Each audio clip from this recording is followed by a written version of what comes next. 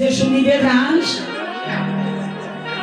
তার গরিব আমি সর্বনাশ। কি সর্বনাশ?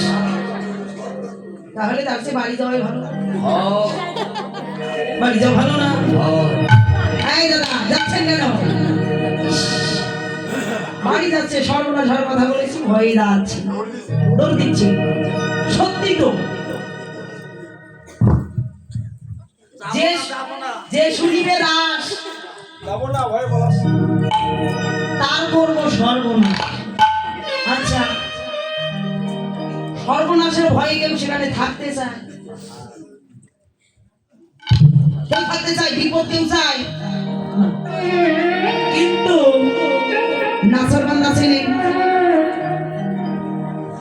এরকম যদি ভক্ত হয় এরা কিন্তু চায় যে জীবনে যত দুঃখ হোক, যত কষ্ট হোক, তুমি আমাকে। সর্বনাশ শাস্ত্র বললেন, যে করিবে আমার নাশ তার করিব সর্বনাশ। সর্বনাশের পরে যদি না ছাড়ে তবে তাই আমি তারে করি দেই চরণের দাসের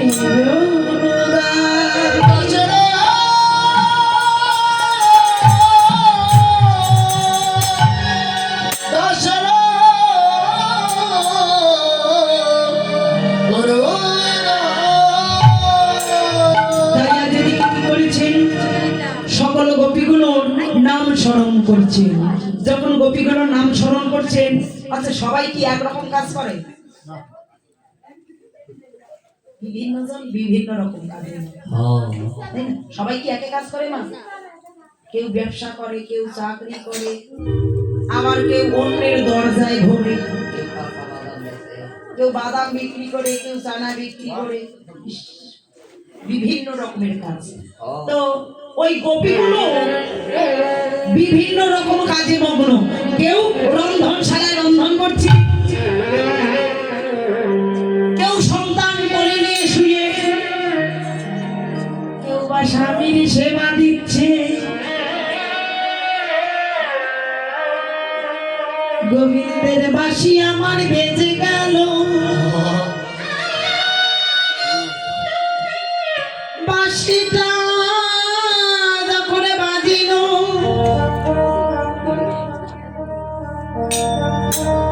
বাঁশি বেজে গেছে।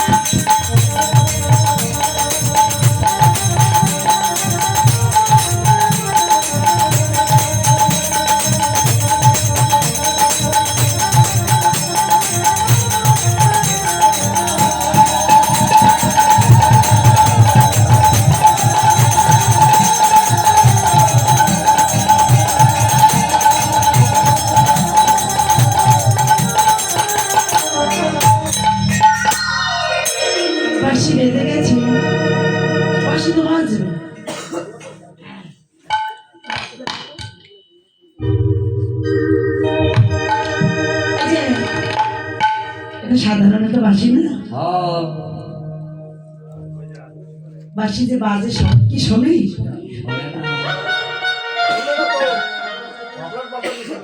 তোমার তো নাই, এর তো নাই। এর কানে কি মাফলার আছে? তোমার আছে? আচ্ছা বলো তো এটা কিসের বাঁশি? এটা কয়টা ফুটো?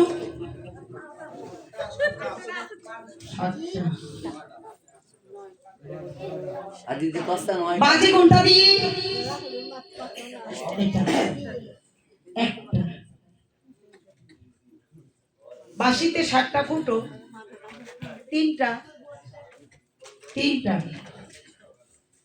6টা মেনা, 7টা এদিকে একটা, এদিকে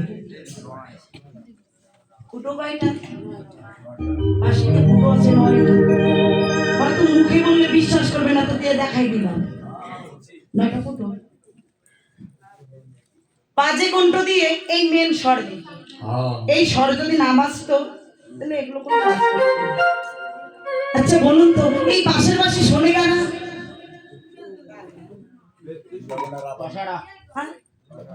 বৃন্দাবনে রাধা। আচ্ছা তাহলে বৃন্দাবনে যদি রাধাই বাঁশি শোনে, আচ্ছা আপনারা কেমনে জানলেন এখানে রাসলীলা হচ্ছে? প্রশ্ন তো। বৃন্দাবনের সখীরা জানতো, বাঁশির ধ্বনি শুনে আসতো, আপনারা মুখে মুখে শুনেছেন তাই এলেন। রাসলীলা তো সেখানেই হয় যেখানে গোপী থাকে, সেখানে হয় যারা রাধা রানী ছিল সেখানে হতো। এখানে তো একটাও রাধা নেই, তাই ললিতা আছো? আস্তে। বাঁশি থেকে কিছু শিক্ষণীয় বিষয় আছে, বাঁশিতে কিছু শেখার বিষয় আছে। তাহলে বাঁশি বাজে যার তার কানে বাজে না, বাজে কানে বাজে না, বাজে কান। যেমন বাজে বলেছি দাদা ফুল ধরে যাচ্ছে, ফুল ধরে যাচ্ছিল, তো বাজে কানে বাজে না, যার তার কানে বাজে না। তাহলে বাজে কানে কানে বাজে বাজে বাজে বাঁশি, বাঁশির বাঁশি তো যে বাঁশির বাঁশি তুমি আর বাজাইও না, বাঁশির বাঁশি প্রেম বিরহী বিনোদিনী কাঁদে দিবানিশি অশ্যামরা, বাজাইও না তোমার বাঁশে বাঁশি। আর বাঁশি বাজাবে না, তোমার বাঁশি শুনলে আমার চোখে ঘুম আসে না। আচ্ছা বলুন তাহলে বাঁশি শোনে কারা? প্রশ্ন এখন যেখানে দাঁড়িয়েছিলাম, বাঁশি শোনে কারা? আমরা তো শুনতে পাচ্ছি না। মহাজন বললেন বাঁশি তারাই শোনে। কারা শোনে? মহাজনে বললেন, কি বললেন? যাদের শোনার মতো কান তারাই শোনে। আচ্ছা শোনার কি কান হয়? যে বলি হ্যাঁ, কি করে? এমন ওই বাঁশের বাঁশি নয়, বাঁশের বাঁশি নয়, যারা দেহ বাঁশিটা বাজাতে পারে তারাই আমারই গোবিন্দের বাঁশির ধ্বনি শোনে।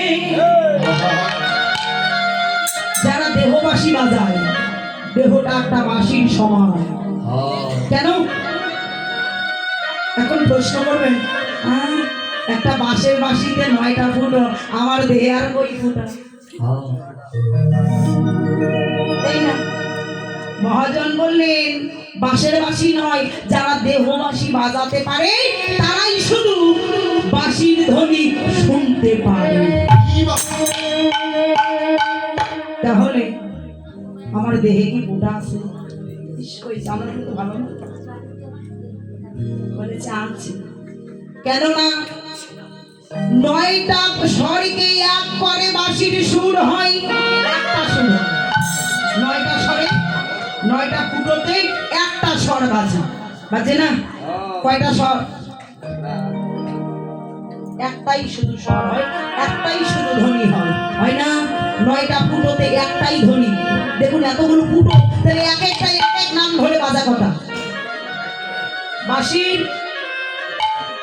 এতগুলো ফুটোর মধ্যে এক একটা ফুটোতে এক একটা ধ্বনি বাজা কথা, কিন্তু নয়টা ফুটোতে শুধু রাধা রাধা রাধা বলে,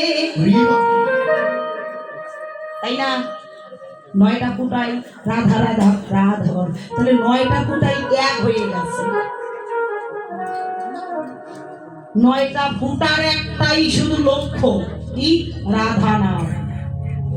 তাহলে দেহ ঘনে যাদের বাঁশি দেহ বাঁশিটা বাজাতে পারে তারাই শুধু ধ্বনি শোনে। আচ্ছা বলুন তো, দেহ বাঁশি বাজাবো কিন্তু দি বদলে দিন।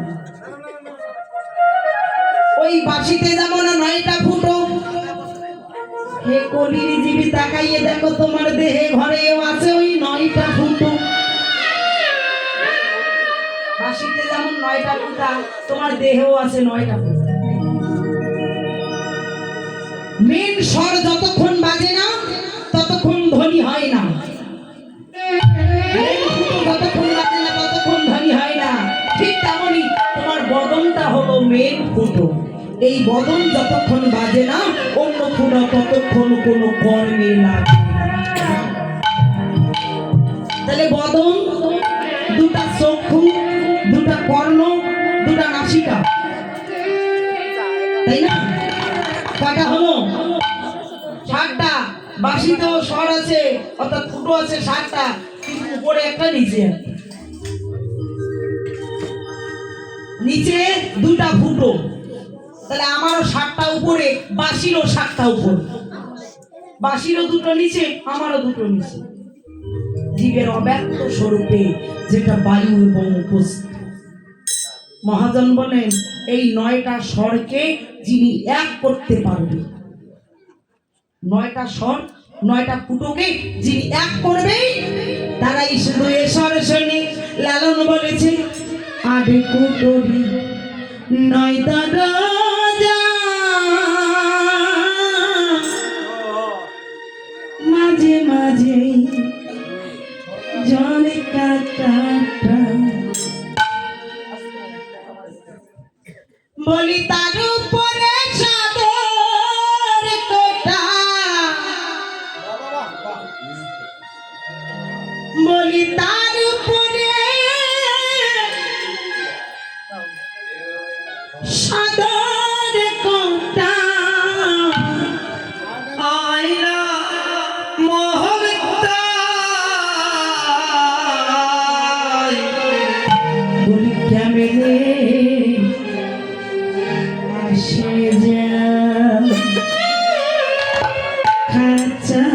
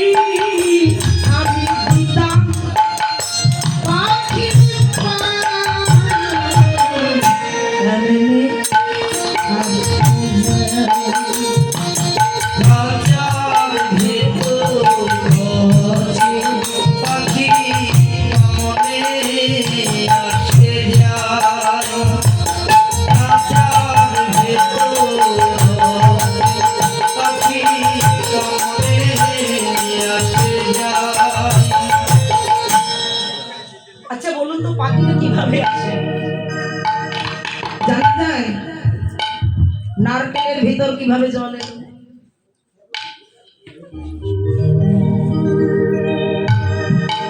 ভেবে দেখেছেন নারকেলের ভেতরে জল কিভাবে এলো?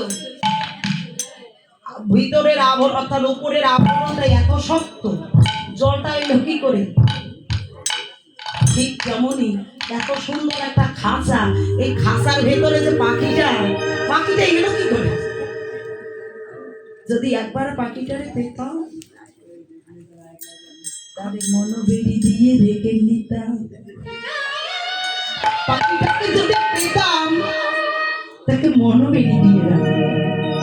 লালন মতো ৮ কুটুরি ৯ দরজা, যার ৯টা দরজা এক হয়ে গেছে। নবদরজাকে যিনি একটা করেছে, একটা লক্ষ্য করেছে, যার লক্ষ্য স্থির হয়েছে, তারাই শুধু এই বাঁশির ধ্বনি শুনতে পায়। তাই আজ বৃন্দাবনের প্রজনপিগুলো সবগুলোই যাচ্ছে বিচরি দেহ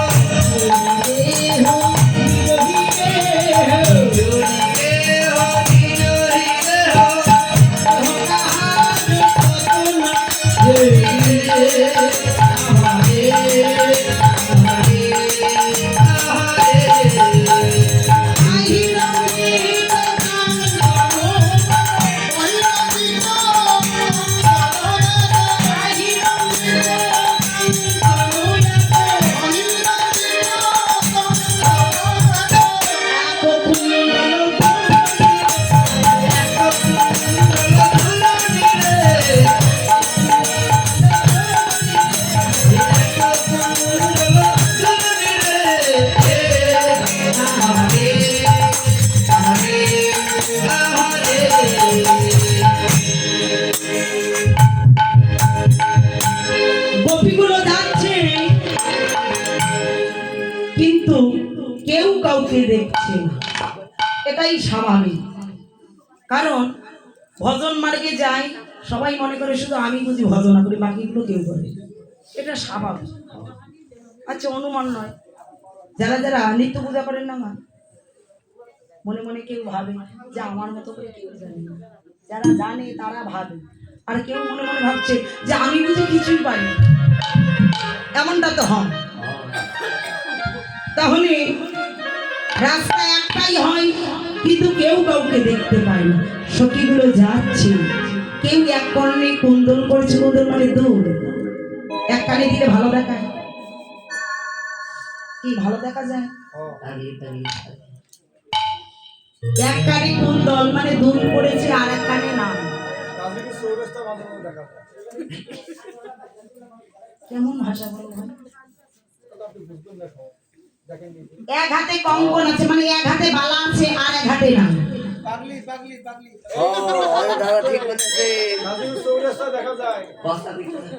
জানি, তার মানে আমার পূর্ববর্তী কীর্তনী শ্রদ্ধেয় দুলাল দাদা, সে কিন্তু গেয়েছিল। আপনারা শুনেছেন কিনা তা জানি না, আমি শুনেছি। রাই সাজে, বাঁশি বাজে, পড়ে গেল হুল, কি পড়তে কি পড়েছে সব হলো ভুল।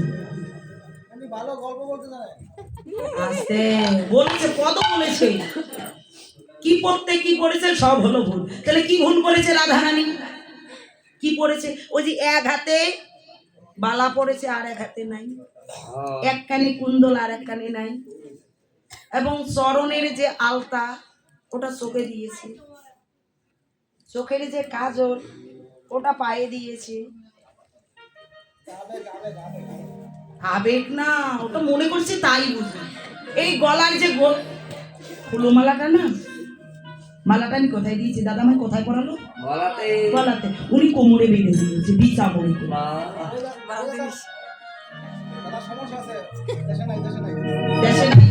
জানি জানি জানি জানি, উনি দেশেই আছে। রাধে রাধে, দেশেই আছে, কে বলেছে নাই? রাধে রাধে। তাহলে এই যে সাজ এত সুন্দর সেজে যাচ্ছে, এত সুন্দর সেজে যাচ্ছে, তখন এদেরকে দেখে গোবিন্দ বলছে,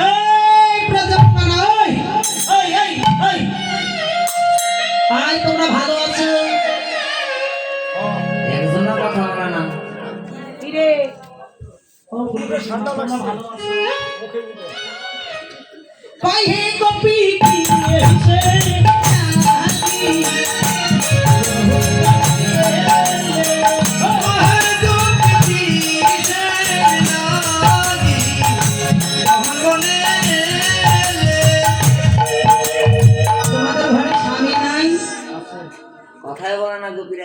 তোমাদের ঘর স্বামী নাই?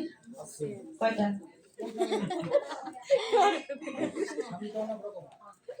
জিজ্ঞেস করলাম কয়টা স্বামী আছে, তুমি আর কথা বলো। আপন আপন গৃহে গিয়া অতি ভজন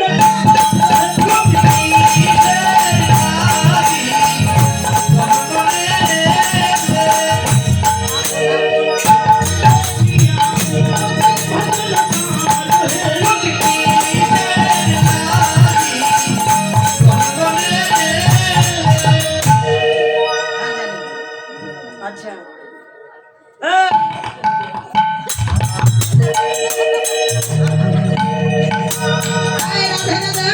তোমাদের ঘরে স্বামী আছে, তাহলে আপন আপন ঘরে গিয়া স্বামী সেবা দাও। কারণ জানো কি জানো, স্বামী আছে আমার কয়টা স্বামী? এর মতো সতী নারী আর নাই। একটা বিমানে যদি 3টে স্বামী হয় তাহলে ওর মতো সতী আছে? সর্বনাশ, এর মতো পতিব্রতা রমণী একটা পাওয়া যায় না। কারণ ওই যাও ঘরে গিয়ে স্বামীর চরণ ভজো। কারণ নিজ পতি রেখে যে বা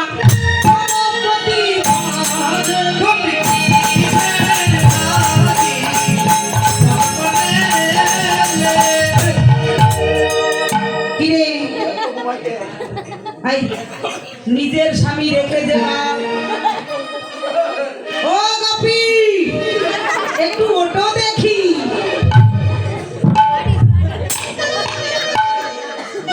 গোপী ও গোপী এই আস্তে আস্তে।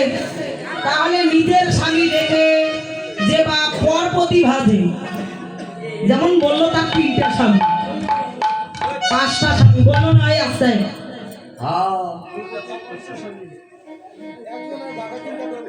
একজনের ভাগে 3টে করে বলছে। তো এনার মতো সতী আছে? শাস্ত্র বললেন নিজ পতি রেখে যে বা পরপতি ভাজে, সে যদি লক্ষ্মীও হয় তাকে নরকে যেতে হবে। তাই আচ্ছা বলুন তো, এই জন্য সনাতন ধর্মে গন্ডগোল লেগে গেছে। একটা মানুষের অর্থাৎ দ্রৌপদীর যদি 5 জন স্বামী হয় তাহলে আমি করতে পারি না? আমি 5টা বিয়ে করতে পারি না? না, তত্ত্বটা জানতে হবে।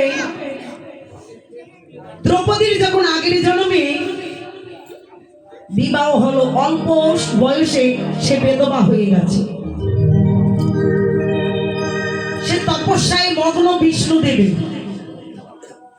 বিষ্ণুদেবের তপস্যা করছে। তপস্যায় সন্তুষ্ট হয়ে ভগবান ওকে বর দিল, কি চাই? যে আমি স্বামী চাই, এমন একজন স্বামী চাই যিনি জ্ঞানবান হন,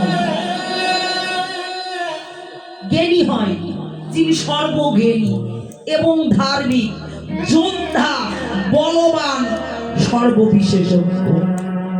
তাহলে 5টা গুণ তার মধ্যে লাগবে।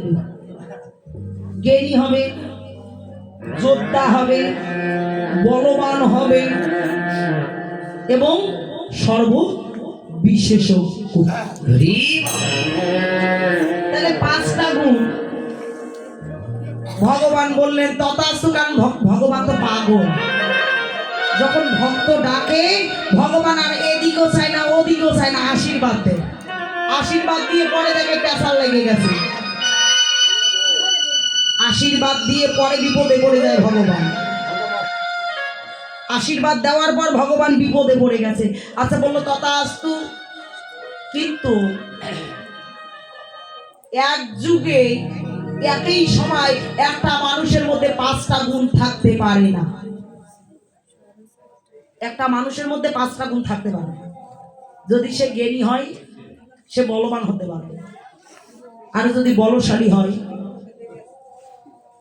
সে ধার্মিক হতে পারে, সর্ববিশেষজ্ঞ হতে পারে। তাকে দেখুন ধর্ম যুধিষ্ঠির অনুমত ধার্মিক আছে? অর্জুনের মতো জ্ঞানী আছে? অর্জুনের মতো জ্ঞানী আছে? তাহলে ভীমের মতো বড় যোদ্ধা আছে, শক্তিশালী আছে? 80 জন গদা যে একাই ঘাড়ে উঠায়, আপনারা কয় কেজি ঘাড়ে উঠান? কয় কিলো নিতে পারবেন? মাজা একেবারে ভাজ হবে, মাজা ভাজ হবে হবে আধা ঘন্টা, অনেক টাইম আছে, তাই না? তাহলে এতগুলো গুণ একটা মানুষের থাকতে পারে না, তাই ভগবান কি করলেন? এককে 5 ভাগ করে দিলেন।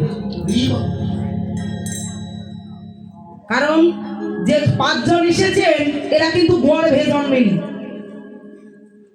ধর্ম যুধিষ্ঠির, অর্জুন, নকুল, সহদেব, ভীম এরা কি গর্ভে জন্মেছিল? না, ভগবানের প্রসাদ রূপে। তাহলে এককে 5 ভাগে বিভক্ত করে দিলেন। একে 5, 5-এ 1,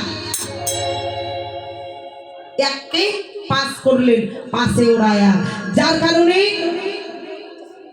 5 ভাইয়ে দেখবেন এক আত্মা। 5টা ভাইয়ের দেহ মাত্র 5টা, কিন্তু আত্মা ওদের একটা। তাই গোপী নিজের স্বামী রেখেছে বা পরপতি ভাবে, সেও যদি লক্ষ্মী হয় তাকে নরকে যেতে হয়। গোপীকে লোকে দেখে দে আত্মহারা, রাগারাগি করছে, গালাগালি দিচ্ছে, লম্প মেয়ে মানুষ। জানেন গন্ডের নিচে নিচে গালি দেয়, গন্ড বোঝে খুব জোরে না, এই গন্ডের নিচে নিচে গালি দেয়, লম্প, ছল, কপট। গোবিন্দকে গালাগালি দিচ্ছি, ইস তোমাকে কে না চেনে রে, এই তুমি মেয়ে মানুষের বসন নাও, চুরি করো মাখন, তোমাকে কে না চেনে। যখন এই কথা বললেন, গোবিন্দ ভাবছে গোপীগণের মনে যদি আঘাত দিয়ে থাকে তাহলে এরা হয়তো বা প্রাণও বিসর্জন দিতে পারে। তাই আর বিলম্ব নয়, এসো সবাই মিলে আমি সকলের মনোবাসনা পূর্ণ করে দেব। ও গোপীরা, কে কে আছো রাসমঞ্চে নৃত্য করার জন্য? কে কে আছেন? তাহলে যারা যারা রাসমঞ্চে নৃত্য করবে তারা সবাই চলে আসুন। যারা প্যান্ডেলের বাইরে আছে উকি ঝুঁকি মারছো, এই যারা উকি ঝুঁকি মারতেছো, আসো তাড়াতাড়ি, আর বিলম্ব নয়, এদিকে আসো। নাগরে টেরে টেরে হারায়ে রাসমঞ্চে নৃত্য করবে না? নৃত্য বয়ান নাগর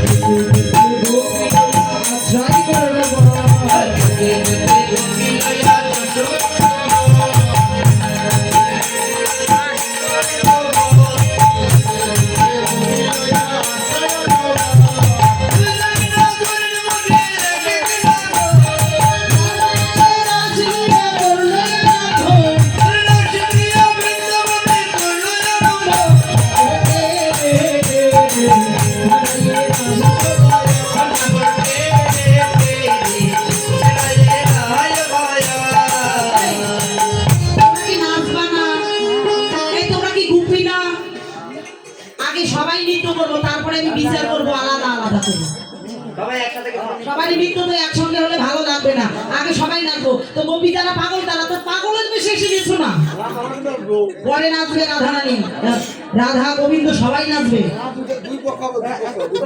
তো হবে না, কিন্তু আগে তো নৃত্য করতে হবে, যুগল নৃত্য সবাই মিলে।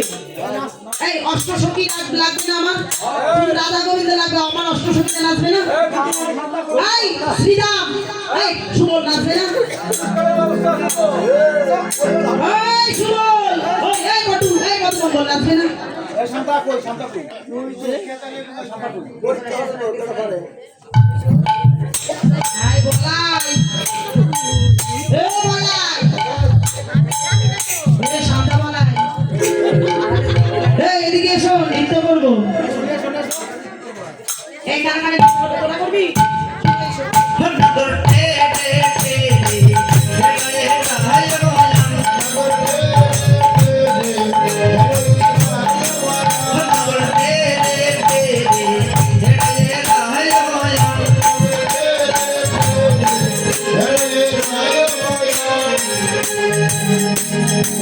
কোনো গোপী গায় আরে কেহ ধরে তাল, কোন গোপী গায় আর কেহ ধরে তাল, কোনো গোপী গায় আরে কেহ ধরে তাল, কোন গোপী গায় আর কেহ ধরে তাল, কেহ ধরে তাল। কোন গোপী গায় আর কেহ ধরে তাল, মাঝে মাঝে নৃত্য করে নাটুয়া গোপাল, ওর মধ্যে মধ্যে নৃত্য করে নাটুয়া গোপাল, মাঝে মাঝে নৃত্য করে নাটুয়া গোপাল। ওর মধ্যে মধ্যে নৃত্য করে নাটুয়া গোপাল, নগর টেরে টেরে গায়ে গায়ে মায়া, টেরে টেরে গায়ে গায়ে মায়া। এই যে বৃন্দাবনে শুধু নৃত্য দেখতেছেন, বৃন্দাবনে কই ফুল তুড়াচ্ছেন না কেউ? শুনুন, এখানে যারা নাচতেছে সব হইলো অবিবাহিত, বিবাহিত করি।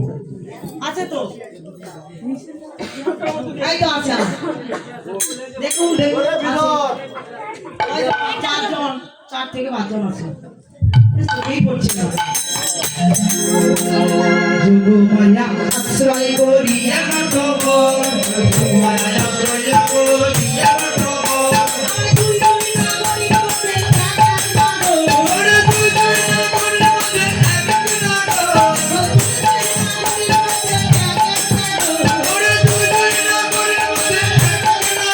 নগর টেরে টেরে গায়ে গায়ে মায়া, নগর টেরে টেরে গায়ে গায়ে মায়া।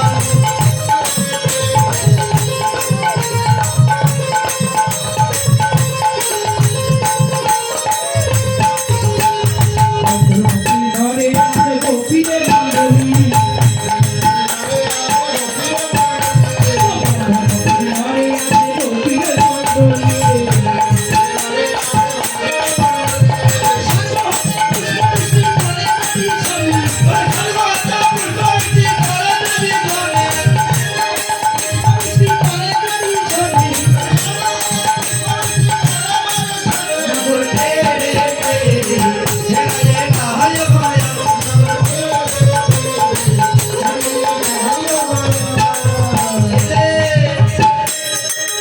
নৃত্য করছে যত গোপী তত কৃষ্ণ, শ্যাম সঙ্গে রঙ্গে রাধা।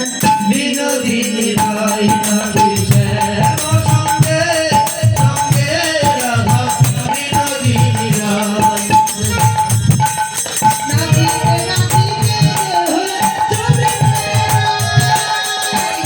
এ নাচিতে ওদিকে যায়, সখী বলো সবাই মিলে উলুল ভোটি গায়।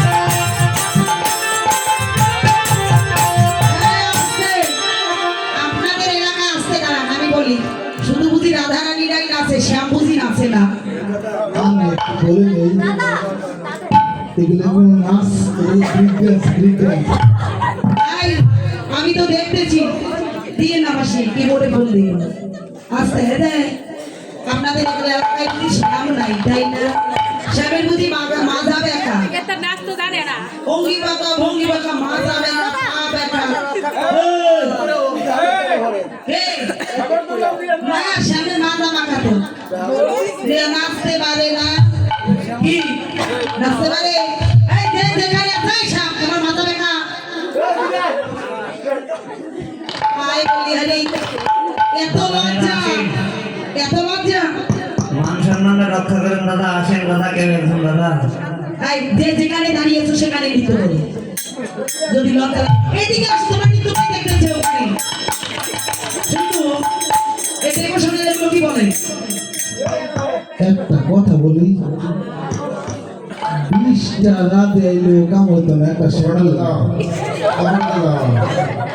20টা রাতে এলো কাম হলো না একটা শ্যামল আপনারা দাদা খোলের হাইকে একটু মারা দেন। সব জায়গায় বলে কিনা লেডিস জেন্টলম্যান জিরো এখন এত বলা লাগতেছে যে সামনেরকে ওরা জিরো ওই দিক থেকে আসার সাহস পাচ্ছে না হয় জিনিসটা একটু মারা দেন। আসতে সাহস পাচ্ছে না নিতে পারছে আজ হোলি খেলবো রে শব্দ মারি সনে